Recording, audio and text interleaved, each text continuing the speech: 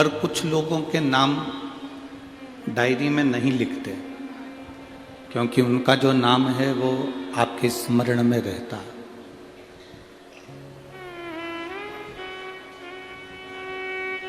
आप बातचीत करते हो तो उसका नाम निकल ही जाता है, उसका नाम आपको डायरी में लिखने की जरूरत नहीं पड़ती, उसका नाम आपके दिल में लिखा रहता है, उसका नाम आपके दिल में लिखा हुआ है। आपको कोई कोई का नाम ऐसा होता है कि उसको डायरी में नहीं लिखते।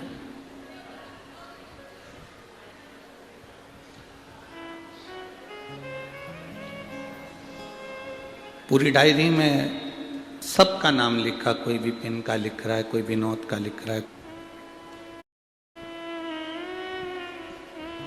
पर कुछ नाम ऐसे होते हैं जो आपके दिल में होते हैं, तो उसको लिखने की जरूरत नहीं पड़ती, डायरेक्ट पत्रिका पे लिख देते हो, उसको निमंत्रण दे देते हो, उसको बुला लाते हो,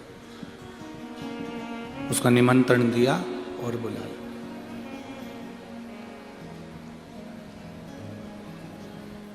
अर्थात वो नाम आपके दिल में है, डायरी पे लिखने की जरूरत नहीं है। डायरी पर उनके नाम लिखे हैं जो तुम्हारी याददाश्त में नहीं रहते। कभी कभी मिलते हैं, कभी कभी आते हैं, कभी कभी जाते हैं, कभी कभी उनसे मिलन होता है, कभी कभी उनका आमना सामना होता है, तो उनके नाम डायरी पर लिख लें, डायरी पर लिखेगा।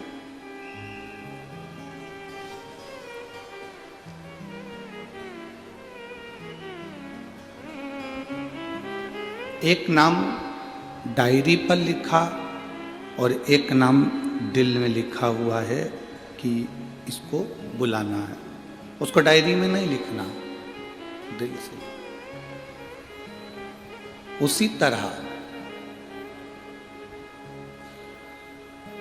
दिल के जो नाम होते हैं उसको डायरी पर नहीं उतारा जाता, वो तो हर पल याद हो जाता है कि वो व्यक्ति अपने से जुड़ा है, वो अपने से लगा हुआ है, उसको तो मैं कभी भी फोन कर दूंगा, आ जाएगा, बातचीत हो जाएगी।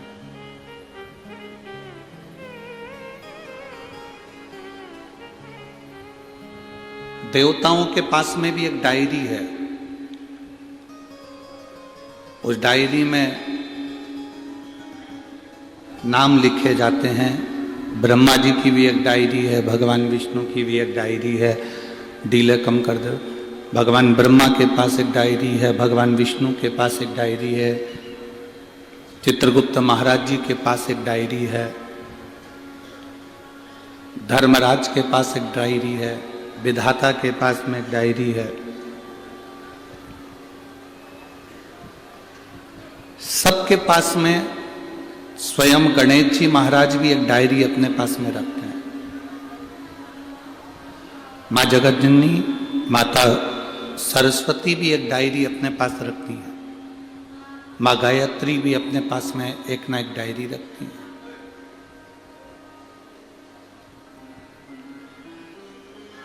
पर एक भगवान शिव ऐसे हैं जिनके पास में डायरी नहीं है, कोई डायरी नहीं। जो डायरी को अपने पास रखते हैं वो देव कहलाते हैं, जो अपने भक्तों को दिल में रखते हैं वो महादेव कहलाते हैं।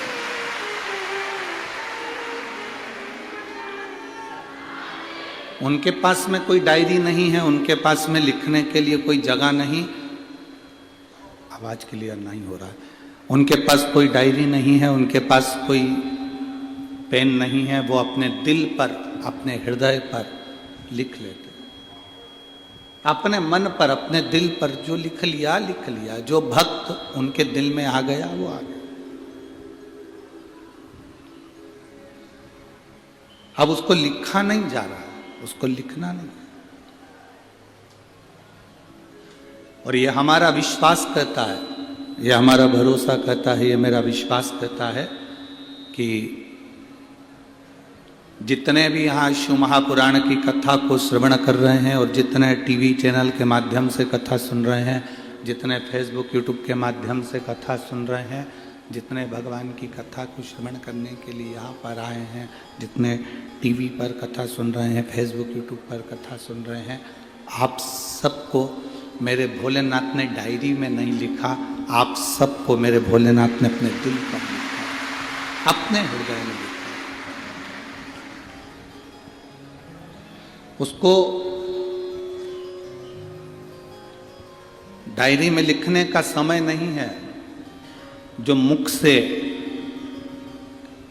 एक बार भगवान शिव का नाम ले लेता है, जो मुख से एक बार श्री शिवाय नमस्तुभ्यम कह लेता है, जो मुख से पंचाक्षर मंत्र नमः शिवाय कह लेता है, जो मुख से षडाक्षर मंत्र ओम नमः शिवाय कह लेता है, वो भगवान के दिल की डायरी में नोट हो जाता है, वो लिख लिया जाता है।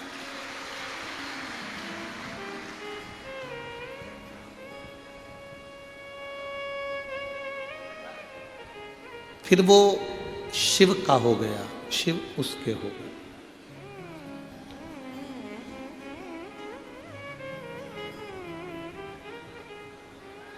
दुनिया में किसी का होना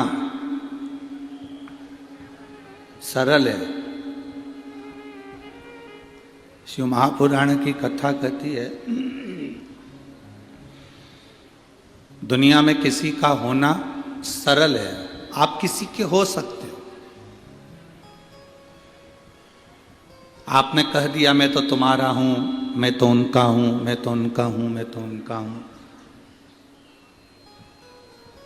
दुनिया में किसी का होना सरल है, पर शिव महापुराण की कथा कहती है दुनिया में किसी को अपना बनाना कठिन है, वो बहुत कठिन। अब आपने करा क्या? ये शिव महापुराण के माध्यम से आप क्या कर रहे हो? शिव महापुराण के माध्यम से आप देवाधिदेव महादेव को अपना बना रहे हो, भगवान शिव को अपना बना रहे हो। भगवान ओगड़दानी को आप अपना बनाने का प्रयास कर रहे हो। एक शिव महापुराण में कामदेश के राजा का बड़ा सुंदर चरित्र कहा गया।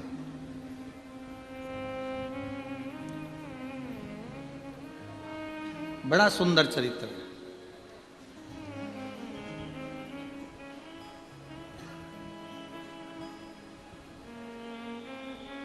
कामदेव का राजा था, शिव महापुराण में उसका नाम आता है सुदक्षण।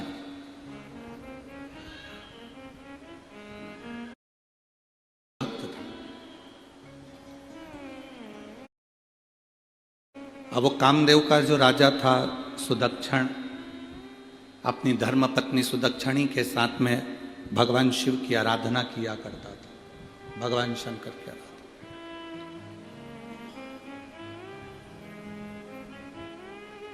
उसका एक नियम सबसे ज्यादा प्रबल था, सबसे भारी उसका एक नियम था कि वो कोई उसके दरवाजे पर, अगर राजा के दरवाजे पर कोई न्याय मांगने आता था या कोई भिक्षा मांगने आता था या उसके दरवाजे पर कुछ मांगने आता था, तो पहले वो सुदक्षण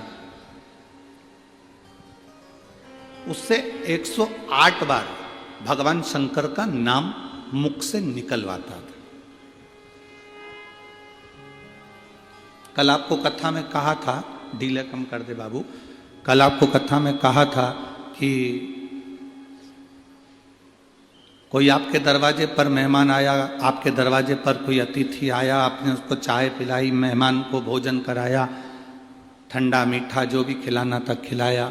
बाद में वो मेहमान खा पी कर सोकर आराम कर कर 2 दिन में 3 दिन में चला गया, पर उस मेहमान ने आपके घर में जाकर शिवालय का दर्शन नहीं किया, तो उस मेहमान का आना बेकार है, और आपका मेहमान के प्रति जो रुझान है वो भी बेकार।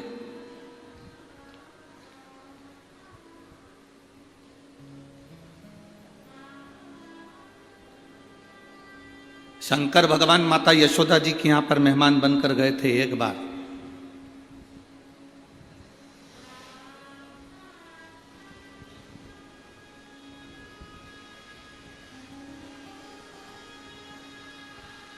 वो कहे श्री कृष्ण के दर्शन करने चले सदा शिव गोकुल।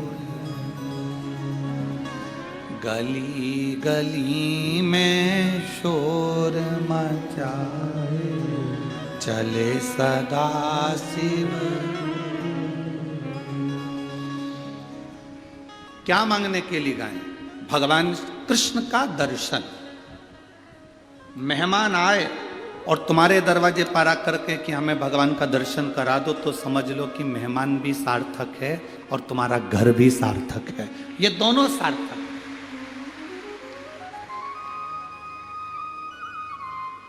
और खाया पिया चल दिया तो कोई बात।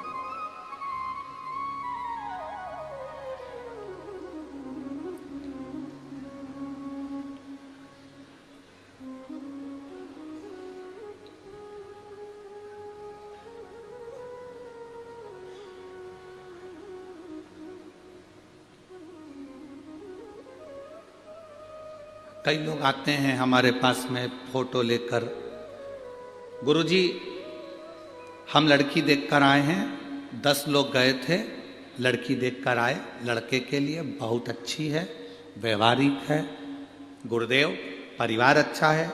हम पूरा घर का व्यक्ति गया था, 10 लोग गए थे, बैठे, जितना पूछा उतनी बोली, लड़की के मुंह से आवाज नहीं आए गुरुजी, ऐसी जोरदार लड़की है। आप देखकर बताओ कि लड़के के लिए कैसी रहेगी। उन्होंने फोटो दिया, हमने सिर से लगाया, उनको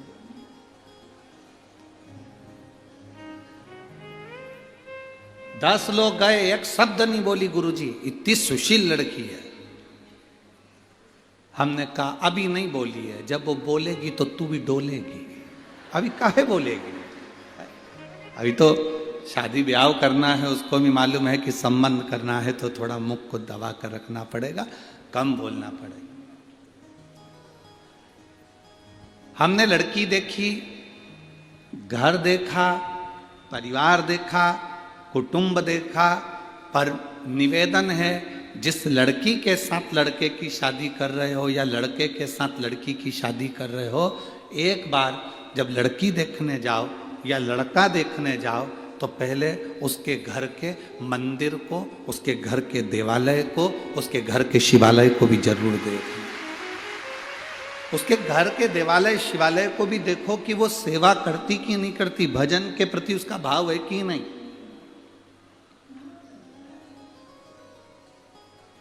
भगवान के प्रति उसकी भक्ति है कि नहीं।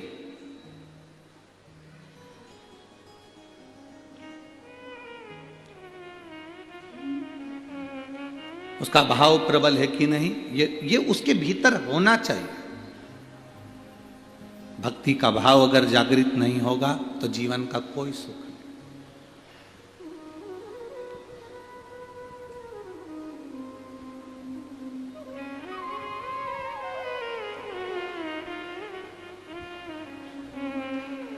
महाराज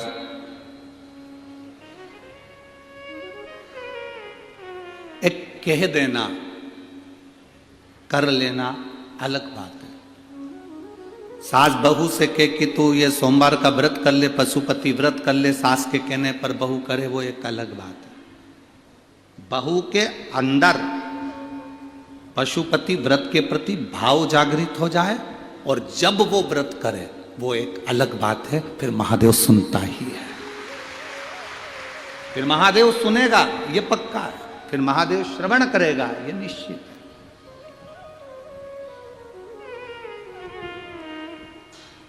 आप डांट रहे हो बेटों को तो ये कर ले, माता पिता को प्रणाम करा कर, गुरु जी को प्रणाम करा कर, यहाँ जाया कर, मंदिर जाया कर। आप डांट डांट कर बच्चों को अगर मंदिर भेज रहे हो, डांट डांट कर आप कथा में ला रहे हो, डांट डांट कर आप कहीं लेकर जा रहे हो, तो वो बहुत दिनों तक टिकने वाला नहीं है। वो भजन बहुत दिन तक नहीं टिकेगा। आप में से कितने लोग हैं जिनके पास में जगदीश चौधरी जी गए हों या उनके भाई तुषार जी गए हों या भरत जी गए हों और उन्होंने आपसे मार ठोक के कहा हो कि नहीं तुम्हें कथा सुनना ही पड़ेगा, किसी को मार ठोक के कहा कि कथा में जाना पड़ेगा? कथा सुनने तो तुमको आना ही पड़ेगा, चाहे कुछ भी हो जाए। सियोर वाला मारा जा रहा है, तुम्हें तो आना ही पड़ेगा। ना ना ना, शिव महापुराण की कथा कहती है मार ठोक कर अगर किसी को बदला तो क्या बदला, वो बदलाव बहुत समय तक नहीं चलता, फिर वो बदलाव हो ही नहीं पाता, वो बदलाव नहीं हो पाता।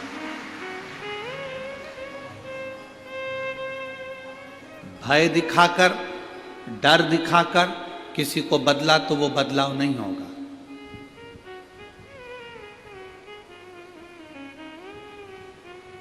सत्यनारायण भगवान की तुम्हारे यहां कथा होती है, किस किस के यहां हुई सत्यनारायण जी की कथा? जरा हाथ उठा, हुई सबके यहां? रखो।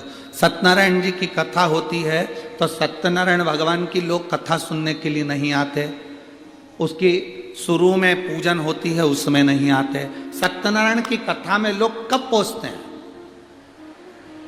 जम के बोलो जरा, जब प्रसाद मिलता है। क्योंकि सत्यनारायण की कथा में लिखा है राजा ने प्रसाद का अपमान कर दिया था, इसलिए राजा का राजपाट समाप्त हो गया था।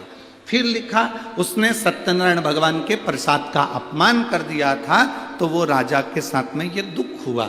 फिर लिखा उसके यहाँ ऐसा हुआ तो उसने भगवान का अपमान कर दिया, इसलिए उसको ये तकलीफ हुई। पर शिव महापुराण में कहीं नहीं लिखा कि किसी ने शंकर भगवान का अपमान कर दिया और उसको दुख भोगना पड़ा हो। इतना जरूर लिखा है कि किसी को मार कर, ठोक कर, दबाव देकर, डरा कर, भय करा कर कभी उसको सत्संग में मत लगाओ। हमने कथा के दूसरे दिन की कथा में कहा था, कोई कहता है कि हमने इतने लोगों को बदल दिया, कोई कहता है हमने इतने लोगों को ये बना दिया, हमने इन लोगों को वापिस ये बना दिया। हमने एक बात कही थी, चोटे को तुम कितना भी धर्म बदलवा लो, चोर का कितना भी बदलवा लो, वो चोटा की चोटा ही रहेगा, वो कभी छूटेगा। उसको तुम कितना भी, आपका मन करे तुम कितना भी उसको बदलने का प्रयास करो, वो वैसा की वैसा ही रहेगा, वो नहीं बदले। शिव महापुराण में इतने सालों से आप लोग कथा सुन रहे हो, टीवी पर, आस्था चैनल पर, मोबाइल पर, फेसबुक पर, यूट्यूब पर। कभी हमने इस व्यासपीठ से ये नहीं कहा होगा कि आप नरक चले। हमने नरक शब्द यूज ही नहीं करा। हमने ये भी नहीं बोला कि तुम कथा सुनोगे तो बैकुंठ चले जाओगे। जो गए वो आज तक बताने नहीं आए कि हम बैकुंठ में हैं कि नरक में हैं। तुम्हारे जलगांव का कोई गया हो और आकर कहा हो तो बात दूसरी है, हमारे यहां का नहीं बताया। ना हम कभी कहते हैं कि तुम बैकुंठ जाओगे, ना हम कभी तुमसे कहते हैं कि तुम नरक जाओगे। नरक का भय हम नहीं दिखाते। बैकुंठ का तुमको बहुत सारा वर्णन कर दें कि बैकुंठ इतना सुंदर है और तुम उसमें जाके रहोगे, तुम ऐसा काम करो कि बैकुंठ चले जाओगे, तो हम आपको लोभ भी नहीं देना चाहते। ना हम आपको भय देंगे, ना हम आपको लोभ देंगे। पर इतना जरूर कहेंगे कि एक लोटा जल अगर शिव जी को चढ़ाओगे तो तुम्हारी जो ये जिंदगी आज चल रही है, ये जिंदगी सही से चलेगी और आप शिव भक्ति को पाओ, शिव को प्राप्त करो। भय नहीं दिखाया कभी भी। इस व्यासपीठ से हमने ये लोभ नहीं दिखाया कि तुम बैकुंठ चले जाओगे या तुम अच्छा काम करोगे तो तुम ये ना, तुम अपनी जिंदगी सुधार लो।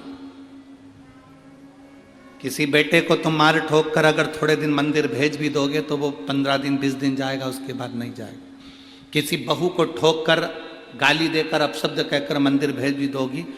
कई माताएं पशुपति व्रत करती है पर डर से करती है। मेरी सास बोल रही है, मेरे रिश्तेदार बोल रहे हैं, मेरी ननद बोल रही थी एक बार करके देख लूं,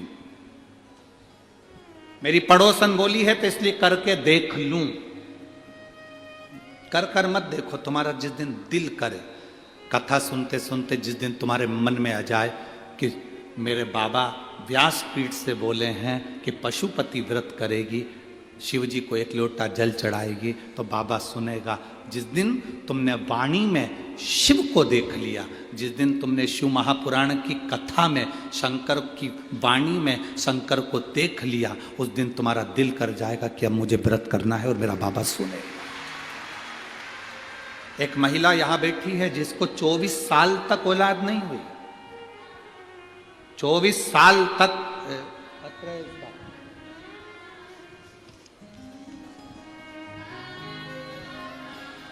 मैं वैशाली जगदीश पाटिल, जगदीश गुलाबराव पाटिल, गांव दहीवद, तहसील सिरपुर, जिला धूलिया। बाबा कहीं बैठी हैं क्या? कहीं बैठी हो तो हाथ हिला सकती हैं। अगर कहीं बैठी हो तो हाथ हिला सकती हैं। मैं वैशाली जगदीश पाटिल, पत्र आप लोग टीवी पर पढ़ सकते हैं। मैं वैशाली जगदीश पाटिल, जगदीश गुलाबराव पाटिल, गांव दहीवद, तहसील सिरपुर, जिला धूलिया। गुरुजी, मेरे भोले बाबा का मैं क्या गुणगान करूं। हमारी शादी को 24 साल हो गए थे। कहीं बैठी हो तो हाथ हिला सकती हैं। बच्चा लाई है क्या साथ में? लाई है बच्चे को? लिया।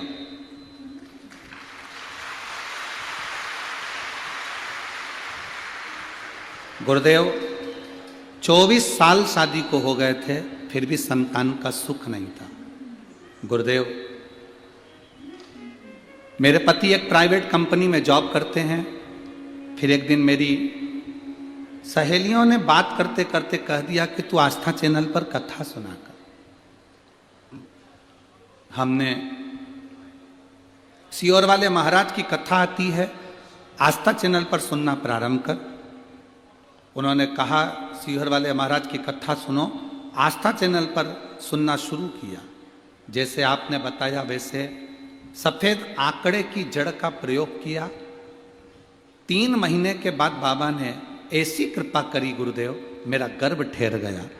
25/6/2023 को मुझे बेटा हुआ है, जिसको लेकर मैं कथा के पंडाल में प्रणाम करने के लिए आई हूं गुरुदेव।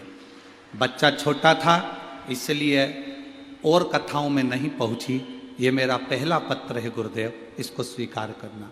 24 साल के बाद मेरे बाबा ने मेरी गोदी भर दी। ये शिव का अवघड़ी है। ये शिव,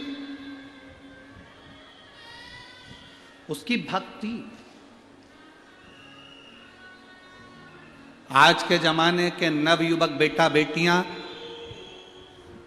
2 साल तक संतान को जन्म देने का प्रयास करते हैं, बाद में सोचते हैं कि अब हमारी किस्मत में नहीं है। 3 साल में सोचते हैं कि अब हमारे भाग्य में नहीं है। डॉक्टरों का इलाज चालू होता है, इलाज करवाना प्रारंभ कर देते हैं। 3 साल 4 साल में डॉक्टरों का इलाज करवाते करवाते करवाते 5-6 साल में थक जाते हैं कि अब हमारे घर में औलाद नहीं होगी, संतान नहीं, संतान का सुख नहीं होगा। थक गए ये सोच कर कि अब हमारे यहां औलाद नहीं होगा। आप में से कई माताएं ऐसी बैठी होंगी जो 4 साल बाद भी अगर संतान हुई होगी तो बड़ा सोचा होगा भगवान ने दे दी। 5 साल बाद भी संतान हुई हो तो विचार आया होगा भगवान ने दे दी। कितने साल आस लगाओगे आप संतान के लिए? मेरी माता यहाँ बैठी हैं, मेरी जीजी यहाँ बैठी हैं। ईमानदारी से बोलना, संतान के लिए कितने साल आस लगाओगे? 2 साल में हो जाए, 3 साल में हो जाए, 4 साल में हो जाए, 5 साल में हो जाए, 6 साल में हो जाए, 7 साल में हो जाए, 8 साल में हो जाए, 9 साल में हो जाए, 10 साल में हो जाए। 10 साल के बाद कोई आस लगाएगा क्या कि औलाद हो जाएगी? अरे बोलो तो जम के। 10 साल के बाद शादी के 10 साल निकल गए, उसके बाद कोई आस लगाएगा कि अब संतान हो सकती है? फिर भी मन नहीं माना। देवी देवता सारी दुनिया में धोख लगाए, प्रणाम करा, दंडवत करा, साष्टांग करा, कहीं से 12 साल निकल जाए, 13 साल निकल जाए, पर जिसके 20 साल निकल गए हों फिर क्या आस लगाओगे? और 20 साल के बाद भी 24 साल हो गए हों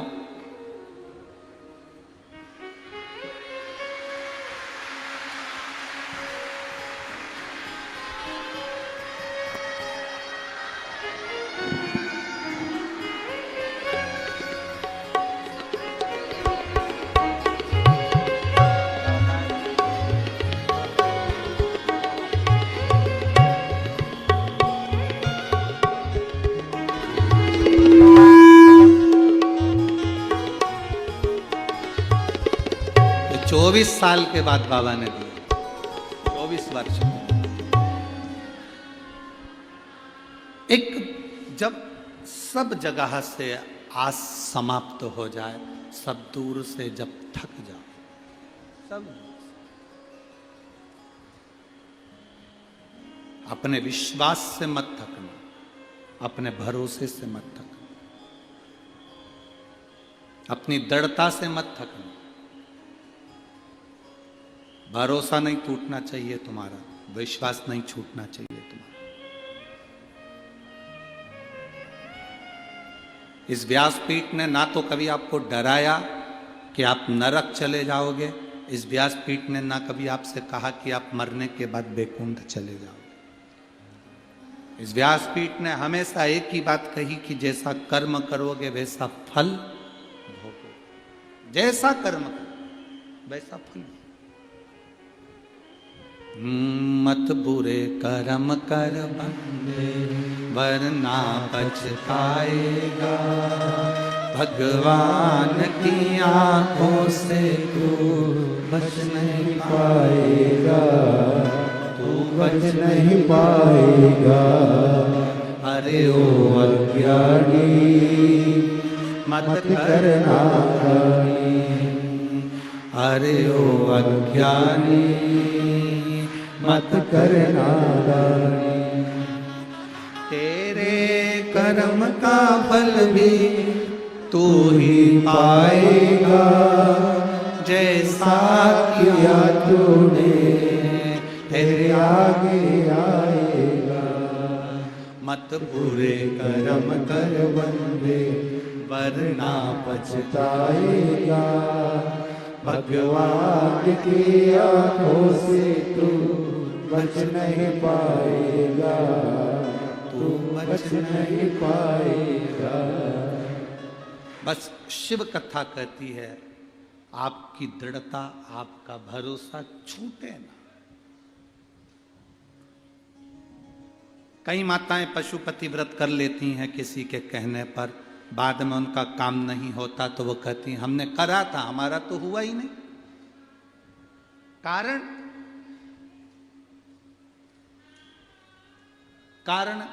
तुम्हारे अंदर विश्वास प्रकट नहीं, तुम्हारे अंदर भरोसा प्रकट नहीं। मेरी जीजियों, कथा सुनते सुनते जिस दिन तुम्हारे अंदर भरोसा विश्वास पक्का हो जाए, उस दिन तुम पशुपति व्रत करोगी या एक लोटा जल भी चढ़ाओगी तो तुम्हारा जो कार्य है वो सफल होकर ही रहे। पहले विश्वास तो प्रकट करो।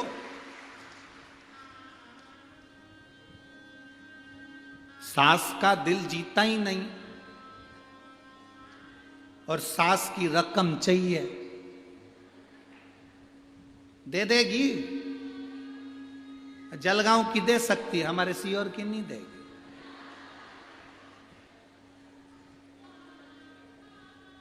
सास का दिल ही नहीं जीता,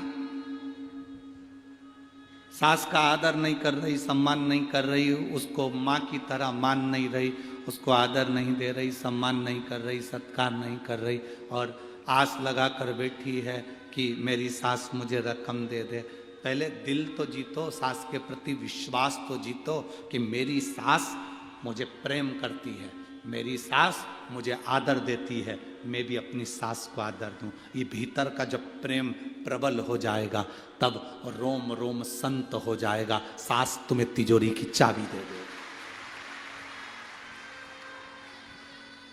भरोसा ही नहीं जीते तुम तो अब यार, और तुमने चालू कर दिया कि सास हमें सोने की रकम दे, सास हमको ये दे, सास हमको वो दे। ना ना ना ना,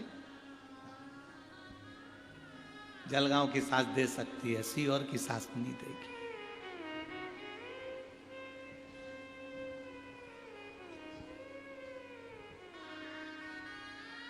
सीहोर की सास से मतलब क्या है? हमारा कुबेरेश्वर महादेव, जब तक उसके प्रति तुम्हारी भक्ति और विश्वास दृढ़ नहीं हो जाता, तुम्हारा भरोसा पक्का नहीं हो जाता, तब तक वो देता ही नहीं। जिस दिन भरोसा हो गया तो सब लुटा देता है। जिस दिन भरोसा पक्का हो गया, दृढ़ता पक्की हो गई, उसने दे दी।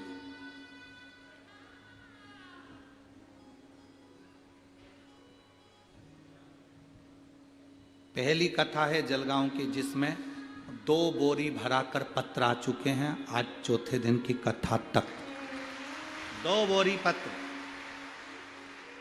क्या दिया उन 2 बोरी पत्र में? पढ़ना, कभी तुम्हें फुर्सत मिले तो बैठ जाना और पढ़ना उसमें कि बाबा ने क्या दिया। विश्वास जिसका जागा, भरोसा जिसका जागा,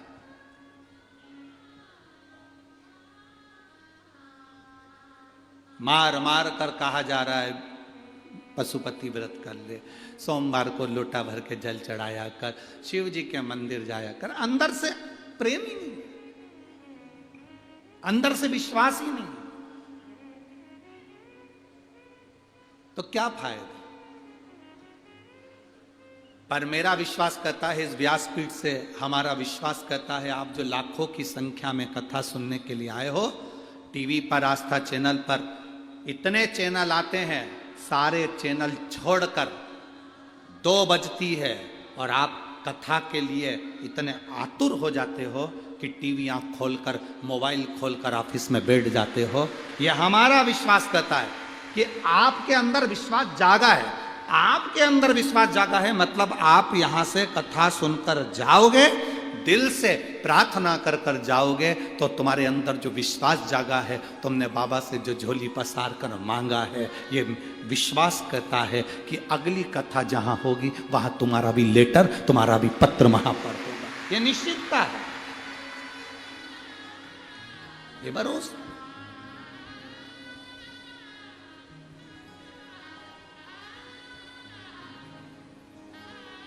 अरे खाली न जाता कोई दर से तुम्हारे, खाली न जाता कोई दर से तुम्हारे, मैं भी खड़ा हूँ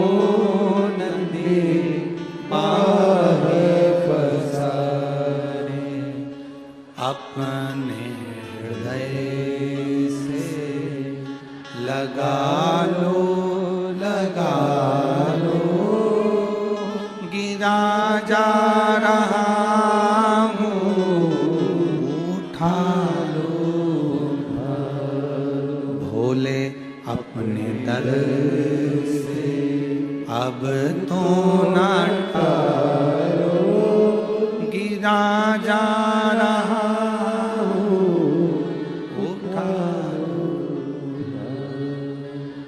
शिव कथा कह रही है, भगवान ओगढ़दानी का संवाद कर रहे, शिव महापुराण की कथा कर। विश्वास जगाइए अपने भीतर,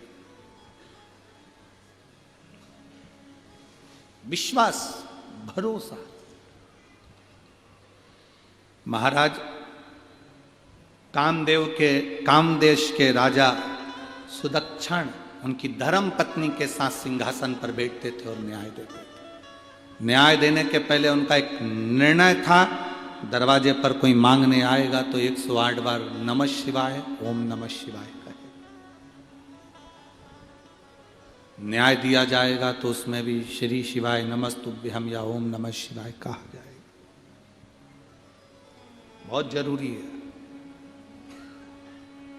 आप भी एक नियम बना लो, जलगांव की इस पवित्र कथा से, बड़े जटाधारी महादेव की इस पवित्र भूमि से, कि हम भी एक नियम बनाते हैं, हमारे दरवाजे पर अगर कोई मांगने आएगा तो पहले उसके मुख से हम नमः शिवाय, ओम नमः शिवाय या श्री शिवाय नमस्तुभ्यम कहलवाएंगे। रोटी का दान देने से पहले, धन का दान देने से पहले, अन्न का दान देने से पहले, सामान का दान देने से पहले हम नाम का दान देंगे। नाम का दान, राम नाम दे दो, कृष्ण नाम दे दो, शिव नाम दे दो, हरि विठ्ठल दे दो, पांडुरंगा दे दो, या तुम्हारा मन करे तो श्री शिवाय नमस्तुभ्यम दे दो। हम पहले नाम का दान करेंगे, पहले हम नाम दान देंगे।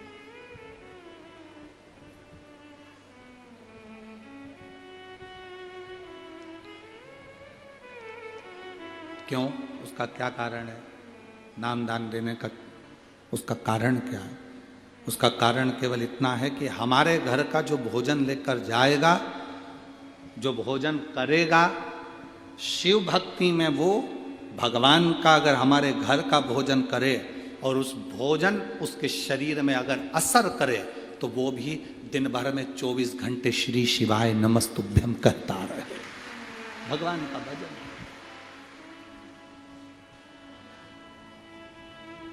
अभी एक महिला की वीडियो जलगांव की चल रही है।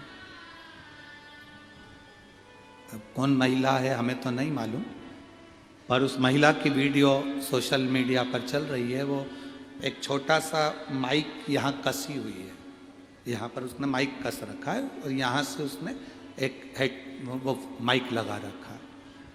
उसके पास में एक झोले में टॉफियाँ हैं, शायद आप लोगों में से कोई से मिली होगी या आप लोगों ने भी देखा होगा। सबसे बोल रही है, पहले श्री शिवाय नमस्तुभ्यम बोलो, श्री शिवाय नमस्तुभ्यम, एक टॉफी निकाल कर दे देती है। श्री शिवाय नमस्तुभ्यम, एक टॉफी निकाल कर दे देती है। आपने देखा है क्या उसको? अरे बोलो तो जम के। तो वो रोड पे खड़ी हो जाती है, रोड पर। आप लोगों ने देखा है, किसी ने देखा है?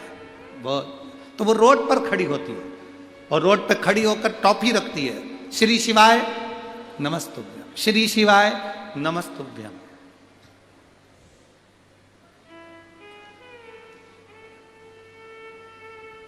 जब सोशल मीडिया पर वो वीडियो चली तब हमने हमारे बच्चों को भेजकर पूछवाया, जरा पता करो कि वो कितनी टॉफी देती है, कितनी टॉफी। तो प्रतिदिन 1008 टॉफी वो लेकर चलती है प्रतिदिन।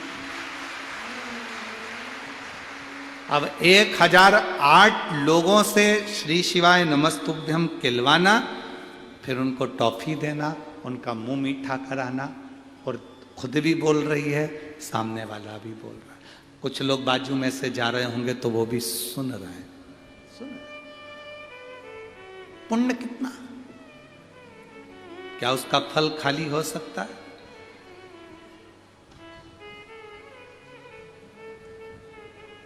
आते भी राम कहो, जाते भी राम कहो, सुबह और शाम कहो, जय जय सीता राम कहो। क्या भजन जो हम कर रहे हैं, मंत्र जाप जो हम कर रहे हैं, नाम जाप जो हम कर रहे हैं, वो खाली जा सकता है? नहीं।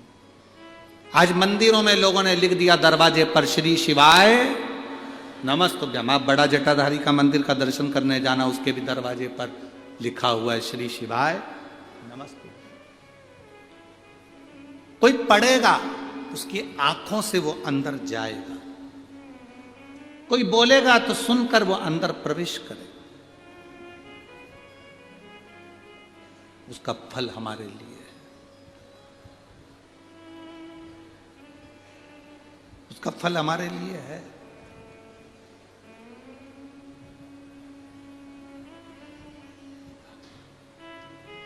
हम जपते हैं श्री शिवाय नमस्तुभ्यम,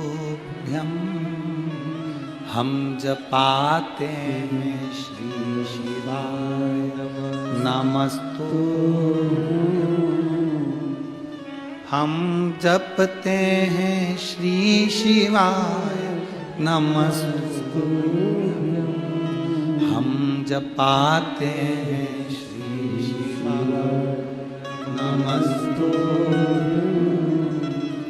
सार दुनिया का श्री शिवाय नमस्तुभ्यम, सार दुनिया का श्री शिवाय नमस्तुभ्यम, हम जपते हैं श्री शिवाय नमस्तुभ्यम, हम जपाते हैं श्री शिवाय नमस्तुभ्यम।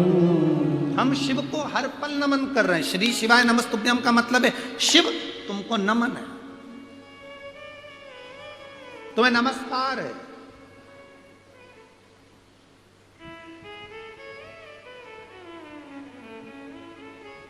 आप किसी को बार बार सलूट मारिए, बार बार सलूट मारिए, बार बार प्रणाम करिए, बार बार प्रणाम करिए। कितनी भी दुश्मनी हो, बार बार उसको प्रणाम करो, नमन करो, दंडवत करो, साष्टांग करो, बार बार उसको नमन करो। कितनी भी दुश्मनी हो, उसके दिल में दया आई जाती है। जब बार बार श्री शिवाय नमस्तुभ्यम कहोगे तो मेरा भोला भी पसीजेगा जाएगा। हम बार बार प्रणाम कर रहे हैं, बार बार नमन कर रहे हैं। शिव महापुराण किस किस के घर में है? आप लोगों में से कितने लोग हैं जिन्होंने शिव पुराण पढ़ी है? शिव महापुराण की विद्येश्वर संहिता में लिखा है, जो एक बार मुख से श्री शिवाय नमस्तुभ्यम कह देता है, उसके मुख का मात्र दर्शन कर लो तो अश्वमेध यज्ञ का फल प्राप्त हो जाता है। विद्येश्वर संहिता में शिव महापुराण के अंतर्गत लिखा, मात्र मुख का दर्शन करने वाले को भी कोटि कोटि पुण्य फल प्राप्त हो जाता। अब कामदेश के राजा सुदक्षिण अपनी धर्म पत्नी सुदक्षिणी के साथ बैठे हैं। न्याय करने से पहले 108 बार भगवान का नाम लिवाते। तुम्हारा न्याय होगा, पहले मंत्र बोलो, बोलो नमः शिवाय, बोलो ओम नमः शिवाय, बोलो श्री शिवाय नमस्तुभ्यम, और न्याय होगा निश्चित है। दान मांगने आयो, हम दान देंगे। अंदर से आटे की कटोरी भर कर लाओ, या चावल देने जाओ, या कुछ देने जाओ, तो उससे पहले महाराज जी श्री शिवाय नमस्तुभ्यम। महाराज जी को क्या हो गया, ये क्या बोल रहे हैं? बोलो श्री शिवाय नमस्तुभ्यम। आटा दो, उसके पहले श्री शिवाय नमस्तुभ्यम होना चाहिए। चावल दो, उसके पहले श्री शिवाय नमस्तुभ्यम होना चाहिए। भंडारे में भोजन कराओ, रोटी दो, पूड़ी दो, सब्जी दो, चावल दो, उसके पहले श्री शिवाय नमस्तुभ्यम होना चाहिए। खाने से पहले श्री शिवाय नमस्तुभ्यम होना चाहिए। हम जो अन्न खा रहे हैं वो अन्न किसी का भी हो, हमारे अंदर जाकर पवित्रता का भाव करे और हमारे हृदय में भक्ति का संचार करे।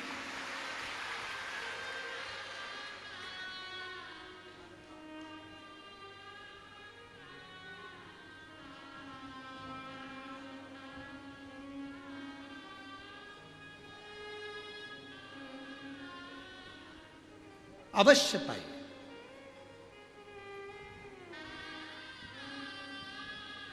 महाराज राजा सुदक्षिण न्याय करने के लिए बैठे थे। न्याय देने से पहले उनके मुख से निकला हुआ मंत्र का स्मरण सुख देता। एक दिन राजा सुदक्षिण घोड़े पर सवार होकर मृगा करने के लिए वन में पहुंच गए, रास्ता भूल गए, मार्ग भूल गए। राजा सुदक्षिण मार्ग से भटक गए।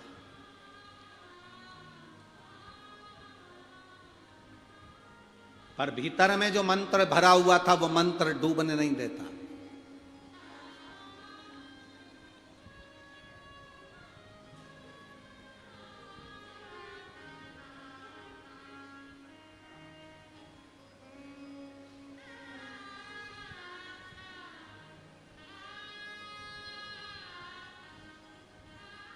हमारा तो केंद्र में बैठे हुए सनातनियों से केवल इतना सा निवेदन है,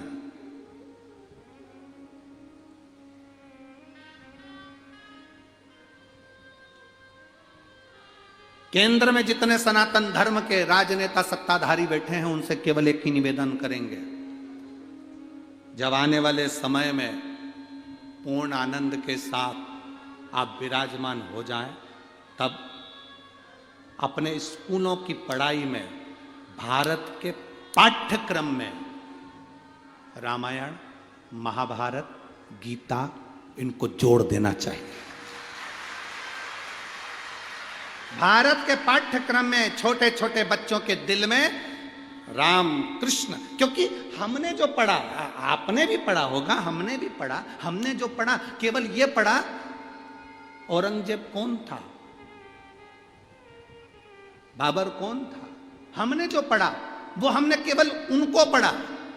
आने वाले भारतीय पाठ्यक्रम में, भारत की इस विद्या में रामायण, गीता और महाभारत होना चाहिए, जिससे नवयुवक बच्चे पढ़कर विद्वत हो कि कृष्ण कौन है, राम कौन है, भगवान राम का आनंद क्या है, वन जाने पर उन्होंने किससे मिलन किया, शबरी के दरवाजे पर बैठकर झूठा बेर खाया, यह पाठ्यक्रम में होना चाहिए। छोटे छोटे बच्चों के हृदय में वो चीज पहुंचना चाहिए। पाठ्यक्रम में पहले जब हम छोटे थे उस समय पर लिखने को आता था गाय का निबंध। आपको आता था कि नहीं आता था? जम के बोलो जरा। पहले छोटे थे तो लिखने को आता था गाय का निबंध, गाय का निबंध। हम लिखते थे गौ माता के 4 पांव होते हैं, 2 सींग होते हैं, लंबी पूंछ होती है। गाय के ऊपर हम मनन चिंतन करते थे कि और क्या क्या लिख सकते हैं। बोलो री जीजियो, सही है कि गलत है? अब पाठ्यक्रम में से गौ माता का निबंध हटा दिया।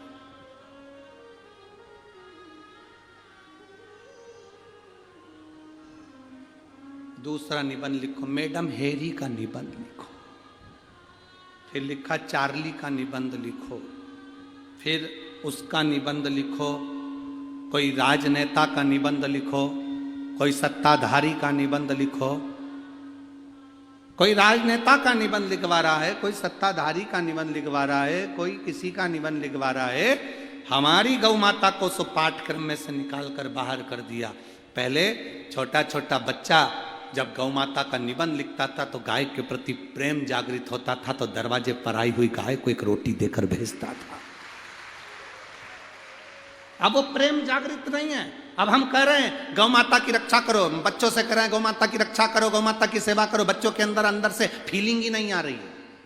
कुत्ते के प्रति फीलिंग आ रही है, पर गाय के प्रति बच्चों के अंदर फीलिंग नहीं आ रही है। बिल्ली के प्रति, कैट के प्रति, डॉग के प्रति उनकी फीलिंग आ रही है, पर गौ माता के प्रति फीलिंग नहीं आ रही है। उन्होंने तो सोच लिया गाय दूध देती है, बस अपने यही काम में आती है, और गाय दूध देना बंद कर दे तो घर से निकाल दे। मैं पूरे महाराष्ट्र को धन्यवाद देता हूं कि आपके यहां साल में एक बार बेल की पूजन होती है, जिसको पोला कहते हैं। आज भी भले ट्रैक्टर आ गए, फसल बोने के लिए ट्रैक्टर काम कर रहे हैं, ट्राली आ गई, गाड़ी आ गई, सब कुछ आ गया, पर महाराष्ट्र की पवित्र भूमि पर, इसलिए कहते जय महाराष्ट्र। इसलिए कहते जय महाराष्ट्र क्योंकि महाराष्ट्र की पवित्र भूमि पर पोला के दिन बेल की पूजन होती है, बेल को खड़ा कर कर पूजा जाता है। आज भी किसान भले ट्रैक्टर रख लेगा, किसान ट्राली रख लेगा, पर वो बेल जरूर रखता है, क्योंकि हमारे घर की पूंजी है ये नंदी, ये बेल, ये धर्म का प्रतीक है, इसकी पूजन होना चाहिए।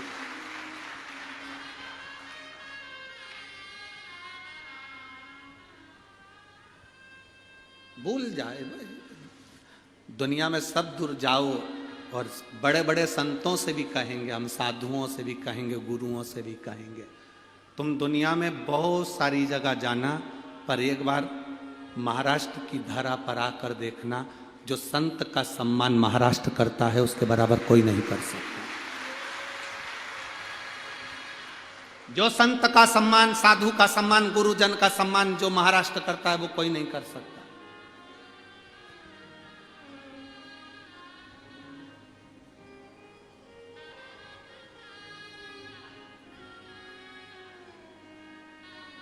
छोटे छोटे गांव में चले जाओ तो मांगने वाला जो कपड़े भी बदल कर मांगने आ जाता है, तो गांव के लोग उसके भी पांव पड़ लेते हैं, बाबा जी आए हैं, बाबा जी। और बड़े बड़े शहर में चले जाओ, अच्छे से अच्छा विद्वान से विद्वान पंडित और महाराज भी चले जाए, तो पैसे वालों को लगता है मांगने के लिए आया होगा। अंतर है